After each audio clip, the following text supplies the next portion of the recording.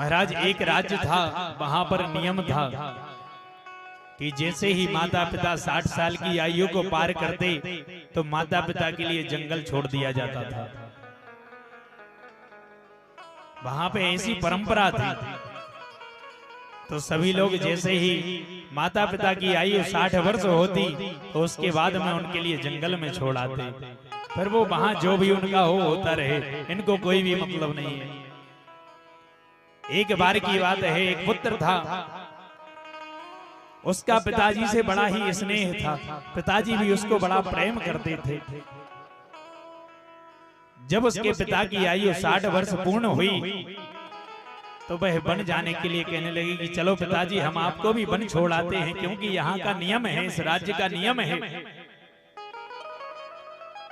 अब जैसे ही पिताजी को लेकर के पुत्र वन के लिए चला, पिताजी पीछे पीछे चले जा रहे हैं, पुत्र आगे आगे जा रहा है।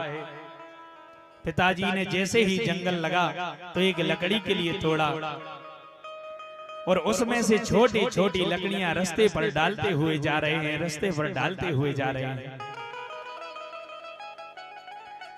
जब थोड़ी देर हो गई, पिताजी ने यह कार्य बंद नहीं किया, वो वही कार्य करते रहे। तो पुत्र ने पूछ लिया कि अरे पिताजी, आप तो वन को जा रहे हो, आप ये रास्ते में लकड़ी क्यों डाल रहे हो?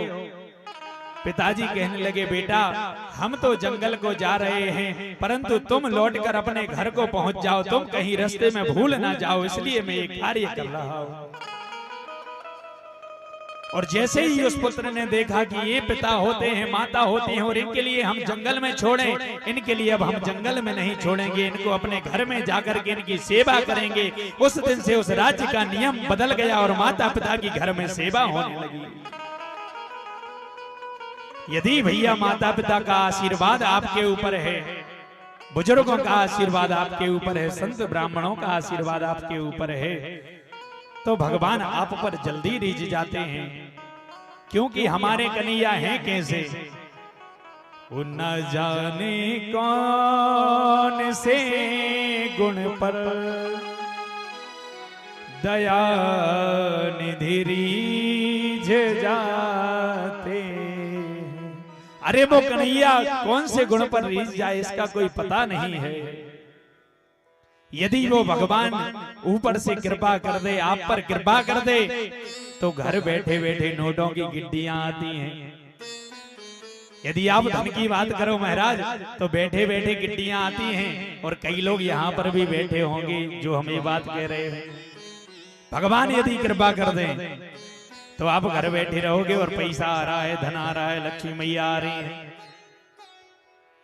और यदि वो ईश्वर वहां से रोक लगा दे तो कटोरा लेकर भी मांगो तो मांगने से भी भीख नहीं मिलती है। ये सब उसकी दया के ऊपर होता है।